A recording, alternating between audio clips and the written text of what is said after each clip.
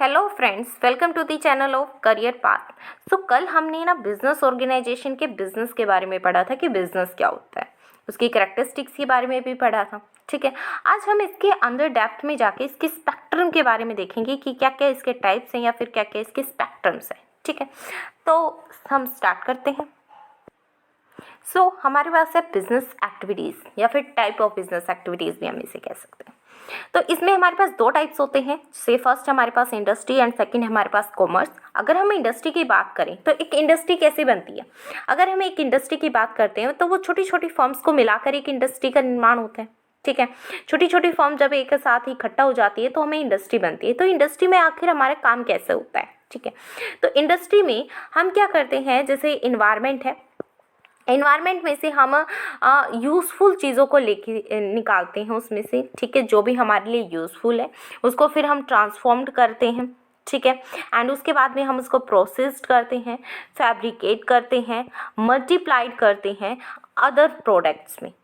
ठीक है, तो ये सारी की सारी चीज़ें जो हम ये सारी की सारी जो प्रोसेस करते हैं ये हम इंडस्ट्री में करते हैं। कि पहले हमें क्या करना पड़ता है इंडस्ट्री में में आपको सबसे पहले क्या करना पड़ता है, इन्वायरमेंट है, अगर आपके पास में इन्वायरमेंट तो ऑब्वियसली बात है होता ही है, तो वहाँ से आप कुछ ना कुछ जो है रिसोर्सेज निकालोगे जो कि आपके लिए यूज़फुल है, आपके जो प्रोडक्ट बना रहे हो उसके लिए यूज़फुल है।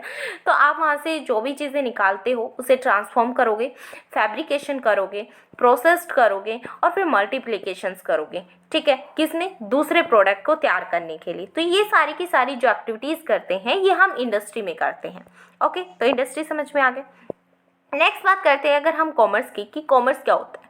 तो कॉमर्स एक सिंपल सी टर्म होती है कि एक्सचेंज ऑफ गुड्स। ठीक है, जहाँ पे हम क्या कर रहे हैं, गुड्स का एक्सचेंज कर रहे हैं। ठीक है, हम यहाँ पे क्या करते हैं, गुड्स को एक्सचेंज करते हैं।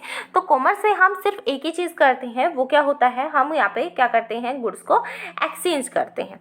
ठीक है, हमारे पास नेक्स्ट पॉइंट है, हमारे पास इंडस्ट्री को फर्दर 3 पार्ट में डिवाइड किया गया है, जिसमें हमारे पास फर्स्ट है primary, second secondary and third territory, या फिर जिसे हम सर्विसेज भी इसमें इंक्लूड की जाएंगे। ठीक है, तो प्राइमरी जो कि हमारे पास जो फर्स्टली आती है उसमें हमारे पास 2 है, जिसमें एक है एक्सरेटिव और एक है जेनेटिक।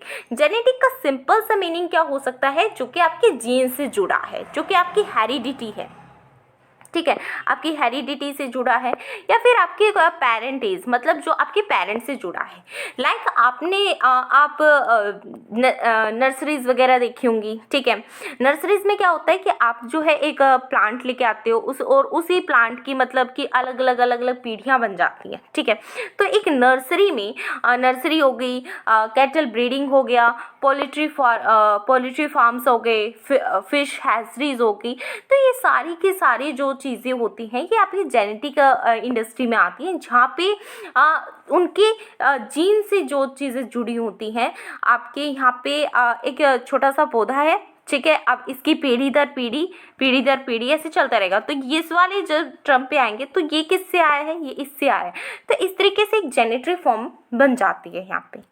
ओके, तो नेक्स्ट बात करते हैं हम एक्सरेटिव की बात करते हैं, जहाँ पे हम अपने नेचुरल रिसोर्सेज से कुछ निकालते हैं। नेचुरल रिसोर्सेज का मतलब हो गया आपके पास में अर्थ है, ठीक है, सॉइल है, वाटर है। ठीक है, तो ये सारे के सारे आपके पास में क्या हो गए, ये आपके पास में है नेचुरल रिसोर्सेज, अर्थ, सॉइल, वाटर, एयर। ठीक है, ये आपके पास में क्या है, नेचुरल रिसोर्सेज है, जहाँ से आप अपने नेचुरल रिसोर्सेज से जो प्रोडक्ट बना के निकालते हो वो आपका क्या कहलाता है, एक्सरेटिव।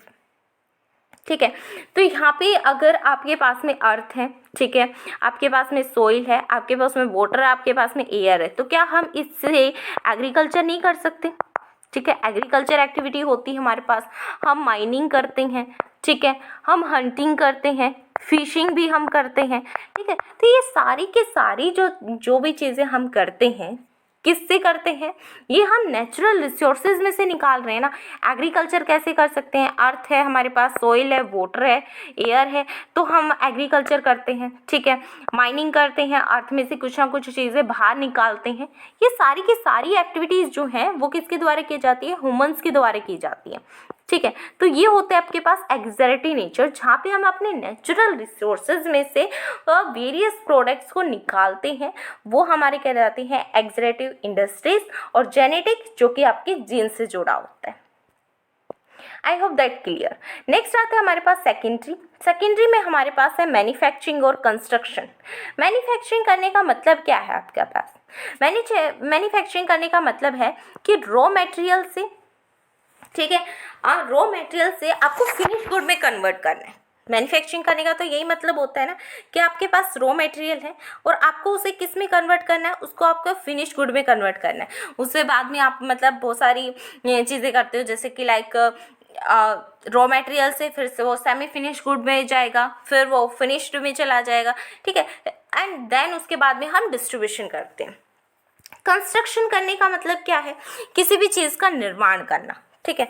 कंस्ट्रक्शन करना लाइक हम डैम्स वगैरह बनाते हैं, ठीक है, डैम्स बनाते हैं, हम रोड वगैरह का निर्माण करते हैं। तो ये सारी चीज़ें आपकी किस में चली जाती हैं? कंस्ट्रक्शन करने में चली जाती हैं, ठीक है। नेक्स्ट पॉइंट है हमारे पास में कॉमर्स से स्टार्ट करते हैं। कॉमर्स पता ही चल गया क्या होता है कॉमर्स, जहाँ पे हम गुड्स को क्या कर रहे हैं? एक्सचेंज कर रहे हैं। कॉमर्स में हमारे पास दो टाइप्स आते हैं, trade and auxiliary to trade. एक तो हम ट्रेड करते हैं और एक हम करते हैं ऑक्सिलरी टू ट्रेड, ठीक है। तो दोनों में डिफरेंस क्या है वो चीज़ें हम यहाँ पे देखते हैं, ठीक है। देखो ट्रेड क्या होता है? ट्रेड होता है हम इंटरनल भी करते हैं और इंटरनेशनल भी हम ट्रेड करते हैं, ठीक है। एक तो हमारे पास होम ट्रेड होता है और एक होता है हमारे पास फॉरेन। मतलब आप अपनी कंट्री में, जब आप अपनी कंट्री में गुड्स या सर्विस को आप एक्सचेंज करते हो विद इन द कंट्री, तो आपका कहलाता है होम ट्रेड कर रहे हो, ठीक है। लेकिन जब वही चीज़ अगर आप इंटरनेशनल लेवल पे जब आप करना लग जाते हो, जब आप अपने प्रोडक्ट्स को एक्सपोर्ट करने लग जाते हो अदर कंट्रीज़ में, ठीक है, तो वो कहलाता है आपके पास में फॉरेन ट्रेड, ठीक है। अगर हम होम की बात करें तो होम ट्रेड में हमारे पास होलसेलर होता है, रिटेलर होता है। होलसेलर क्या होता है? जो कि बल्क में सामान खरीदता है, ठीक है। लेकिन ये रिटेलर भी बल्क में ही सामान खरीदता है, लेकिन दोनों में डिफरेंस क्या होता है? दोनों में एक छोटा सा डिफरेंस ये होता है कि होलसेलर जो होता है वो आगे रिटेलर को सामान देता है, ठीक है। मतलब इसने जो उसने प्रोडक्ट मैन्युफैक्चरिंग से परचेज किया, उसने आगे किसको सेल कर रहा है? रिटेलर को सेल कर रहा है। लेकिन रिटेलर जो है वो होलसेलर से सामान लेता है और कंज्यूमर तक सामान को पहुंचाता है। तो बीच में जो मेन जो काम का रोल प्ले करता है वो रिटेलर करता है, ओके। नेक्स्ट आता है हमारे पास में फॉरेन ट्रेड की बात करते हैं। तो फॉरेन ट्रेड में हम क्या करते हैं? इंपोर्ट करते हैं, एक्सपोर्ट करते हैं और एक्सपोर्ट भी करते हैं।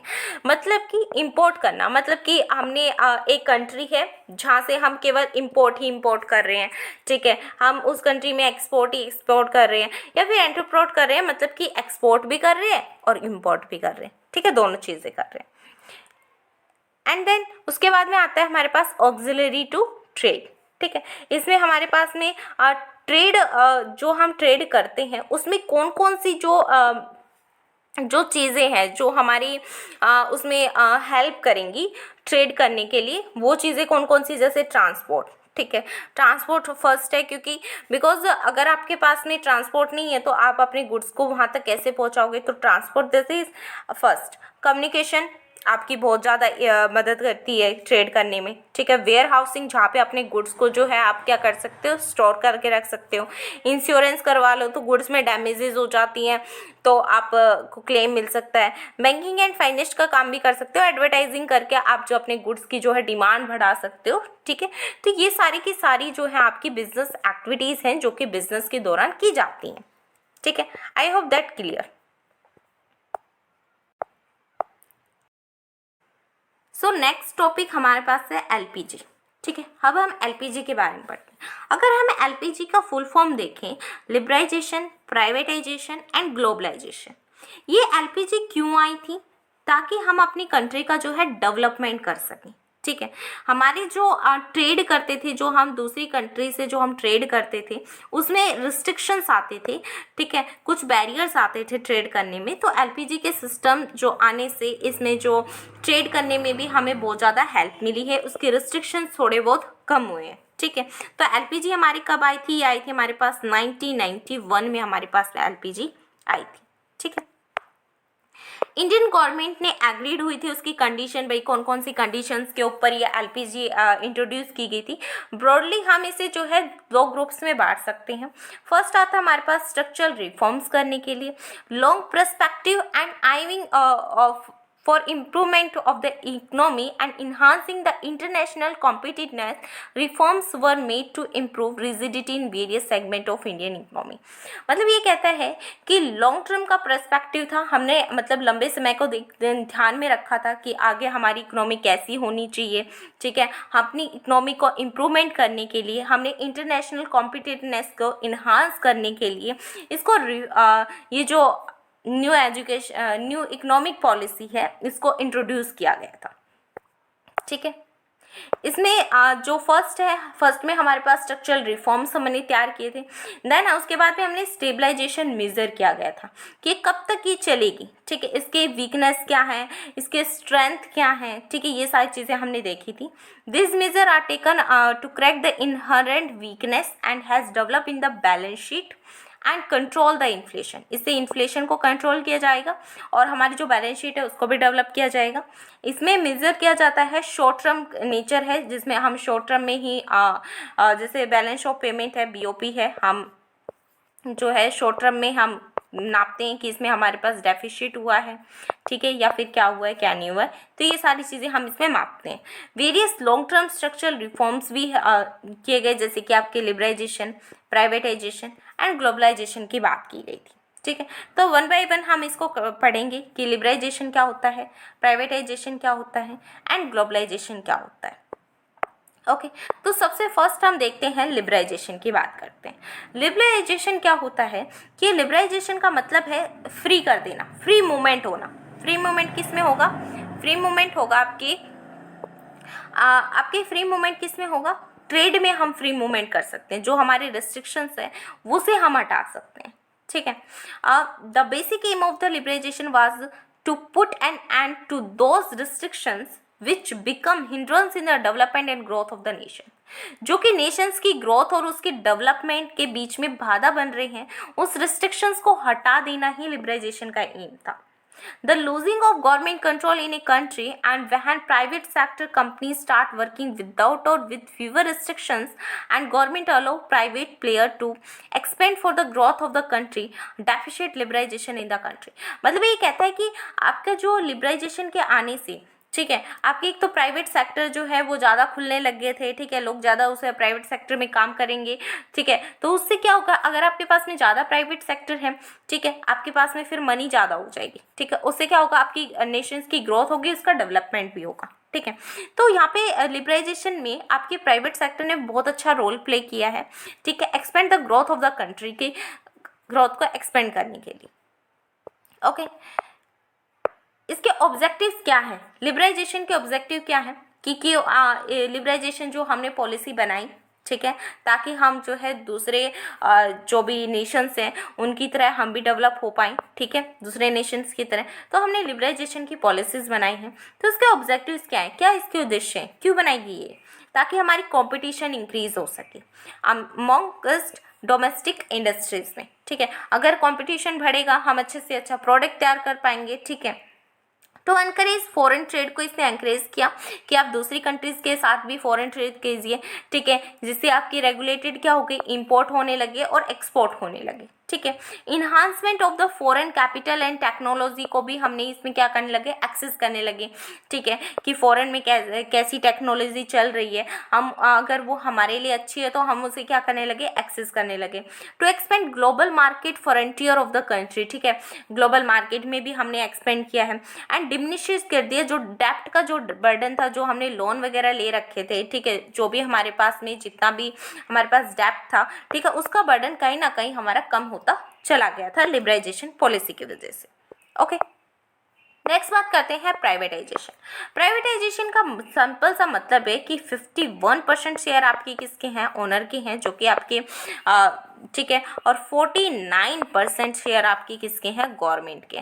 जहाँ पे भी जिस भी कंपनी के 49% शेयर जो गवर्नमेंट के होते हैं वो कौन सी कंपनी हो जाती है, प्राइवेटाइजेशन की तरफ चली जाती है। This is the second of the 3 policy of the LPG की जो सेकंड बात है वो है आपकी प्राइवेटाइजेशन। प्राइवेटाइजेशन का मतलब क्या हो गया कि इसमें जो एक प्राइवेट सेक्टर है वो एक डोमिनेटिंग प्ले करने लगा अपने रोल को, and the reduce role of public sector companies.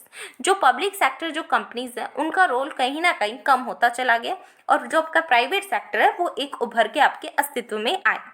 Other word में कहें तो जो ओनरशिप्स है management of the government owned, जो गवर्नमेंट ने जितने भी इंटरप्राइजेस को ओन कर रखा था उसकी ओनरशिप्स को कम कर दिया गया। गवर्नमेंट की ओनरशिप्स कहीं ना कहीं कम होती गई चली गई। गवर्नमेंट कंपनीज जो हैं वो कन्वर्ट किस में होने लगी, प्राइवेट कंपनीज में होने लगी। ठीक है, अब गवर्नमेंट की जो कंपनीज हैं वो प्राइवेट कंपनीज में कैसे कन्वर्ट होती है, एक तो आप बाय डिसइन्वेस्टमेंट कर दो। जितना गवर्नमेंट का शेयर है, ठीक है, जितना कंपनी में लगा हुआ है गवर्नमेंट का शेयर, या तो गवर्नमेंट उसमें से निकाल ले। ठीक है, कह दे जैसे गवर्नमेंट के थे 51% शेयर, ठीक है, उसने 2% शेयर निकाल लिए तो किसने बच के, उसके बच के 49% शेयर। ठीक है, बाय डिसइन्वेस्टमेंट कर सकती है, या by withdrawal of government ownerships and management of public sector companies. ठीक है, या फिर अपने आप को वहाँ से निकाल ले। दो चीज़ों से जो है गवर्नमेंट क्या कर सकती है, गवर्नमेंट की जो कंपनी है वो प्राइवेट कंपनी में कन्वर्ट हो सकती है। ओके, तो ये जो फॉर्म हुआ है प्राइवेटाइजेशन का, ये हम कैसे, मतलब कैसे फॉर्म हुआ है प्राइवेटाइजेशन का, तो ये देखते हैं। देन डीनेशनलाइजेशंस और स्ट्रेटेजिक स्केल्स, जहाँ पे 100% गवर्नमेंट ओनरशिप्स थी, ठीक है, वो आपकी कहाँ ट्रांसफर कर दी गई थी, प्राइवेट सेक्टर के प्लेयर को। इसे कहते हैं डीनेशनलाइजेशन करना। नेशनलाइजेशन करने का मतलब क्या था कि जहाँ पे ओनर्स की जो कैपिटल थी, मतलब ओनर्स की जो भी एसेट है उसको किसने ले लिया था, गवर्नमेंट ने ले लिया। जैसे कि हमारे पास एसबीआई बैंक है, ठीक है, पहले से ये जो एसबीआई जो बैंक था ये पहले आपके इंपीरियल बैंक ऑफ इंडिया के नाम से जाना जाता था। ठीक है, इंपीरियल बैंक ऑफ इंडिया। तो जो ये एसबीआई बैंक था ये पहले आपका प्राइवेट सेक्टर का जो बैंक था। ठीक है, देन गवर्नमेंट ने इसे अपने अंडर लिया। ठीक है, देन फिर उसके बाद में ये जो है गवर्नमेंट ने जब एसबीआई बैंक को अपने पास लिया था, ठीक है, उसके बाद में एसबीआई बैंक क्या बन गया था, एसबीआई बैंक को नेशनलाइज कर दिया गया था। ये बात आई थी कि नेशनलाइज करने का मतलब क्या था कि एसबीआई का जो बैंक है वो किसका बैंक बन गया है, अब आपका गवर्नमेंट का बैंक बन गया। पहले वो प्राइवेट बैंक था, अब वो क्या बन गया, गवर्नमेंट का बैंक बन गया। तो डीनेशनलाइजेशन करने की बात क्या हो जाएगी, इसकी उल्टी, कि जब गवर्नमेंट की जो एसेट्स है अगर वो ट्रांसफर कर दे हम प्राइवेट सेक्टर के पास में, तो वो डीनेशनलाइजेशन की बात हो जाएगी। पार्शियल प्राइवेटाइजेशन हो या फिर पार्शियल आप सेल कर दें, जहाँ पे आपके 50% आपके ऑन्स मोर देन 50% एंड 100% ओनरशिप्स, मतलब ये कह रहा है कि जहाँ पे आपके 49% शेयर्स तो किसके हों, गवर्नमेंट के हों, और जो 51% शेयर जो है आपके किसके हो, प्राइवेट के हो, तो वो भी प्राइवेटाइजेशन की तरफ चली जाएगी। तो ये पार्शियल प्राइवेटाइजेशन हो जाता है। इसमें 100% कर दिया था, ठीक है, और इसमें पार्शियल मतलब आधे से ज़्यादा। ठीक है, नेक्स्ट पॉइंट आता है डेफिसिट प्राइवेटाइजेशन या फिर टोकन प्राइवेटाइजेशन, मतलब कि जहाँ पे गवर्नमेंट जो है अपने शेयर कैपिटल को डिसइन्वेस्ट कर दे। ठीक है, 5 से 10% जो भी आपका डेफिसिट जो भी आता है आपके बजट में, उसे टर्म कहते हैं डेफिसिट प्राइवेटाइजेशन। मतलब कि आपकी जो गवर्नमेंट है, ठीक है, गवर्नमेंट ने आपका जो गवर्नमेंट की ओन जो एसेट्स थी अब वो क्या बन गई है, प्राइवेटाइजेशन के थ्रू प्राइवेट बन गई है। ठीक है, तो जो भी उसमें खर्चा वगैरह आएगा, जो भी डेफिसिट आएगा वो 5 से 10% तक आएगा। ठीक है, उसको भरा जाता है आपकी बजट के अनुसार, तो वो जाती है आपकी डेफिसिट प्राइवेटाइजेशन। ओके, नेक्स्ट बात करते हैं कि इसके ऑब्जेक्टिव्स क्या हैं प्राइवेटाइजेशन की। प्राइवेटाइजेशन हमने करा, क्यों करा हमने, क्योंकि हमने फाइनेंशियल जो सिचुएशन है गवर्नमेंट की उसको इम्प्रूव कर दिया। क्योंकि देखा कि पब्लिक जो आपके पास में जो पब्लिकली है, पब्लिक बैंक्स हो गए, पब्लिक कोई कंपनीज हो गई, वो इतना अच्छा मतलब काम नहीं कर पा रही थी। तो आपने जब उसे प्राइवेट कर दिया तो वो मतलब थोड़ा सा ज़्यादा अच्छा काम कर पा रही है, क्योंकि प्राइवेट में तो वैसे भी बर्डन बहुत ज़्यादा होता है। ठीक है। पब्लिकली तो मतलब एम्प्लॉयज़ ही इतना अच्छा काम नहीं करते हैं, ठीक है। तो उन्होंने प्राइवेटाइजेशन किया तो हमारी जो फाइनेंशियल सिचुएशन है गवर्नमेंट की वो इम्प्रूव हुई। जो वर्कलोड है वो पब्लिक सेक्टर जो कंपनीज़ के ऊपर ज़्यादा जो वर्कलोड रहता है वो भी कहीं ना कहीं रिड्यूस होता हुआ नजर आया। रेज फंड फॉर डिसइन्वेस्टमेंट, जो डिसइन्वेस्टमेंट किया तो उससे हमारे पास फंड्स रेज हो गए। गवर्नमेंट की जो एफिशिएंसी है, ठीक है, उससे भी इंक्रीज हुई, ठीक है। Provide better improve good and services, ठीक है। पब्लिक कंपनी जो है वो इतना अच्छा गुड्स नहीं तैयार कर सकती जितना अच्छा गुड प्राइवेट कर सकती है, क्योंकि प्राइवेट में बर्डन होता है, पब्लिक में इतना बर्डन नहीं होता है। क्रिएट हेल्दी कंपटीशन होने लगा सोसाइटी के बीच में, ठीक है। इंक्रीज करने लगी एफडीआई को इंडिया में, मतलब कि ये एफडीआई को बढ़ावा देने लगी, ठीक है। प्राइवेटाइजेशन से हमारा क्या हुआ, एफडीआई को बढ़ावा मिलने लगा, ठीक है। नेक्स्ट बात आती है आपकी ग्लोबलाइजेशन। ग्लोबलाइजेशन होती है आपका एफडीआई करनी थ्रू आउट द वर्ल्ड, ठीक है। आप पूरे मतलब वर्ल्ड में जितनी भी कंट्री है आप उसके साथ में क्या कर सकते हो, आप पूरे कंट्री के साथ में ग्लोबलाइजेशन कर सकते हो, मतलब एफडी कर सकते हो। It means integrate the economy of one country with the global economy, ठीक है। ये आपकी जो इंडिया है वो पूरी की पूरी जो भी रेस्ट ऑफ द वर्ल्ड है उसके साथ में क्या कर रही है, आप या एक्सपोर्ट करिए, इंपोर्ट करिए या फिर एफडीआई करिए, मतलब थ्रू आउट द आपको इन्वेस्टमेंट करनी है, ठीक है। ग्लोबलाइजेशन हो रहा है। तो ड्यूरिंग ग्लोबलाइजेशन का जो मेन फोकस था वो था आपके foreign trade and private and institutional foreign investment के ऊपर। और ये जो लास्ट पॉलिसी आपकी इम्प्लीमेंट की गई थी, ठीक है, लास्ट पॉलिसी आपकी ग्लोबलाइजेशन की थी, इसका मेन फोकस आपकी फॉरेन ट्रेड पर था कि फॉरेन ट्रेड अच्छा हो, प्राइवेट सेक्टर उभर कर आए और फॉरेन इन्वेस्टमेंट की भी इसमें बात कही की थी। ग्लोबलाइजेशन एक टर्म है जो कि एक कॉम्प्लेक्स, अपने आप में एक कॉम्प्लेक्स फिनोमिना है। इसका मेन एम है ट्रांसफॉर्म करना world towards independence and integration of the world as a whole by setting various strategic policies तैयार की गई। Globalisation is attempting to create a borderless world, ठीक है, जहाँ पे एक कंट्री की जो ज़रूरत है वो दूसरी कंट्री में जाके पूरी हो सकती है, ठीक है। Can be drive across the globe and turning into a very large economy बन सकती है, ठीक है। अब हो सकता है कि हमारे पास उतनी अच्छी टेक्नोलॉजी ना हो जितनी अच्छी यूएस के पास में टेक्नोलॉजी है, तो हम वहाँ पे यूएस की टेक्नोलॉजी को क्या कर सकते हैं, अडॉप्ट कर सकते हैं, ठीक है। उनकी टेक्नोलॉजी को हम अडॉप्ट कर सकते हैं, ठीक है। ये किसकी वजह से हो रहा है, ये ग्लोबलाइजेशन की वजह से हो रहा है, ताकि हम अपनी इकोनॉमी का जो है, अपनी इकोनॉमी का जो स्केल है उसको लार्ज कर पाएंगे, ठीक है, एक्सपेंड कर पाएंगे आगे, ठीक है।